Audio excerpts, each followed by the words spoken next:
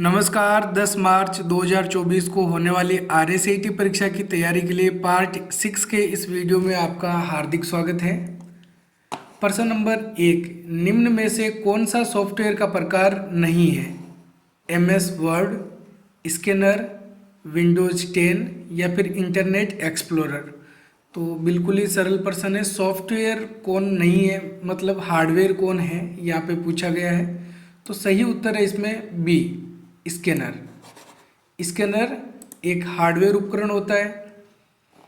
अगला प्रश्न number 2, presentation बनाते समय डुप्लीकेट स्लाइड लेने के लिए किस शॉर्टकट कुंजी का प्रयोग करते हैं? Control N, control O, control M या फिर कंट्रोल डी। तो सही उत्तर है इसमें D, control plus D shortcut कुंजी काम में लेते हैं डुप्लीकेट स्लाइड बनाने के लिए। इसके अलावा अगर अपन को प्रेजेंटेशन यानी कि माइक्रोसॉफ्ट पावर पॉइंट में नई स्लाइड चाहिए तो उसके लिए हम शॉर्टकट कुंजी कंट्रोल एम का प्रयोग करते हैं। अगला प्रश्न नंबर 3, कीबोर्ड में एरो कुंजियों की संख्या कितनी होती है? एरो कुंजियाँ कौन सी कुंजियों को कहा जाता है? जो तीर वाली कुंजियाँ होती है। तो तीर वाली कुंजियाँ कीबोर्ड में कितनी होती है? 4 होती है। तो सही उत्तर इसमें क्या होगा? सी। अगला प्रश्न नंबर 4, निम्न में से अंडू करने के लिए शॉर्टकट कुंजी है। अंडू और रीडू क्या होता है आपको पता होगा। हमने जो भी कार्य किया है उससे पीछे जाने के लिए अंडू का प्रयोग करते हैं और उनको वापस लाने के लिए रीडू का प्रयोग करते हैं। तो control N, control U, control Z या फिर कंट्रोल वाई। इसमें सही उत्तर है सी, कंट्रोल प्लस जेड। इसके द्वारा हम अंडू कर सकते हैं और अगर हमको रीडू करना हो तो उसके लिए कंट्रोल वाई का प्रयोग किया जाता है। अगला प्रश्न नंबर 5, एमएस पावर पॉइंट 2010 में सभी स्लाइड का एक जैसा प्रदर्शन चाहने के लिए किसका उपयोग करते हैं? स्लाइड एड करना, outline view, slide layout view, presentation design template. तो सही उत्तर है इसमें डी, प्रेजेंटेशन डिज़ाइन टेम्पलेट का प्रयोग किया जाता है। अगला प्रश्न नंबर 6, किस टैब के द्वारा पिक्चर, टेक्स्ट बॉक्स, चार्ट इत्यादि इंसर्ट कर सकते हैं? Home, insert tab, page layout या फिर रिव्यू टैब। तो सही उत्तर है इसमें बी, इंसर्ट टैब। इसके द्वारा picture, text box, chart, smart art, hyperlink इस प्रकार के टूल्स का प्रयोग किया जा सकता है। प्रश्न नंबर 7, निम्न में से कौन सा एक ओपन सोर्स यानी कि निःशुल्क मोबाइल ऑपरेटिंग सिस्टम है? विंडोज, आईओएस, एंड्रॉयड या फिर उपरोक्त सभी। तो इसमें सही उत्तर है सी, एंड्रॉयड। अगला प्रश्न नंबर 8, निम्न में से माउस एक है? इनपुट उपकरण, आउटपुट उपकरण, सिस्टम सॉफ्टवेयर या फिर एप्लीकेशन सॉफ्टवेयर। तो माउस क्या होता है? एक इनपुट डिवाइस होता है, इनपुट उपकरण होता है। अगला प्रश्न नंबर 9, ब्राउज़र में यूआरएल किस पट्टी में दिखाई देता है? यूआरएल की फुल फॉर्म होती है यूनिफॉर्म रिसोर्स लोकेटर।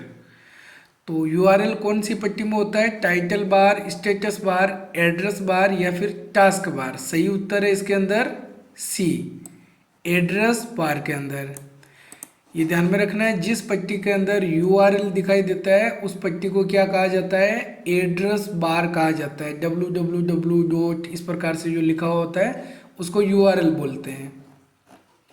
अगला प्रश्न नंबर 10, वेब में एक वेबसाइट से दूसरी वेबसाइट पर जाने की प्रक्रिया को क्या कहा जाता है? सर्चिंग, लिंकिंग, ड्राइविंग या फिर नेविगेटिंग। तो एक वेबसाइट से दूसरी वेबसाइट पर जाने की जो प्रक्रिया है उसको हम बोलते हैं नेविगेटिंग। सही उत्तर डी। अगला प्रश्न नंबर 11, माइक्रोसॉफ्ट वर्ड 2010 में स्पेलिंग एंड ग्रामर को चेक करने के लिए किस शॉर्टकट कुंजी का प्रयोग करते हैं? Control G, control R, control F2 या फिर F7। तो सही उत्तर है इसमें डी, F7 शॉर्टकट कुंजी का प्रयोग करते हैं माइक्रोसॉफ्ट वर्ड में स्पेलिंग और ग्रामर चेक करने के लिए। माइक्रोसॉफ्ट वर्ड में जब हम कोई शब्द लिखते हैं और उसके नीचे लाल अंडरलाइन आती है तो इसका मतलब है उसकी स्पेलिंग गलत है, और अगर हरी अंडरलाइन आती है तो इसका मतलब है उसकी ग्रामर गलत है।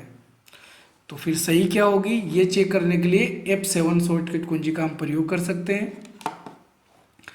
अगला प्रश्न नंबर 12, नया पैन कार्ड बनाने के लिए कौन सा फॉर्म भरना होता है? फॉर्म 6, फॉर्म 8, फॉर्म 49A या फॉर्म 60? तो सही उत्तर है इसके अंदर सी, नया पैन कार्ड बनाने के लिए फॉर्म 49A भरा जाता है। प्रश्न नंबर 13, ट्विटर प्लेटफॉर्म पर रजिस्टर्ड उपयोगकर्ता निम्न कार्य कर सकता है। अपने फॉलोअर्स को संदेश रिट्वीट कर सकता है, 140 अक्षरों तक का संदेश भेज सकता है, किसी विषय पर हैशटैग बना सकता है, उपरोक्त सभी। तो ये सारे कार्य ट्विटर का जो उपयोग करता है वो कर सकता है, इसलिए सही आंसर होगा इसमें डी, उपरोक्त सभी। अगला प्रश्न नंबर 14, निम्न में से इनपुट उपकरण कौन सा है? मॉनिटर, स्पीकर, प्रिंटर या माउस? तो बिल्कुल ही सरल प्रश्न है, इनपुट उपकरण कौन सा होगा इनमें से? माउस। माउस एक इनपुट उपकरण होता है, मॉनिटर, स्पीकर और प्रिंटर ये आउटपुट उपकरण होते हैं। इसमें जो मॉनिटर और स्पीकर के द्वारा जो आउटपुट प्राप्त होता है वो सॉफ्ट कॉपी का होता है, और प्रिंटर जो हमको आउटपुट देता है वो हार्ड कॉपी कहलाता है। तो ये चीज़ भी ध्यान में रखना है, आउटपुट हमको दो प्रकार के मिलते हैं, सॉफ्ट कॉपी आउटपुट और हार्ड कॉपी आउटपुट। तो ऐसा आउटपुट जिसका भौतिक अस्तित्व होता है वो क्या होता है? हार्ड कॉपी आउटपुट होता है, और जिसका कोई भौतिक अस्तित्व नहीं होता है वो सॉफ्ट कॉपी आउटपुट होता है, जैसे मॉनिटर और स्पीकर के द्वारा जो आउटपुट प्रदान होता है। अगला प्रश्न नंबर 15, विंडोज 10 में डेस्कटॉप पर टास्क बार कहाँ दिखाई देता है? नीचे, शीर्ष, ऊपर की तरफ, बाएं या फिर दाएं? तो टास्क बार को हम कहाँ देखते हैं?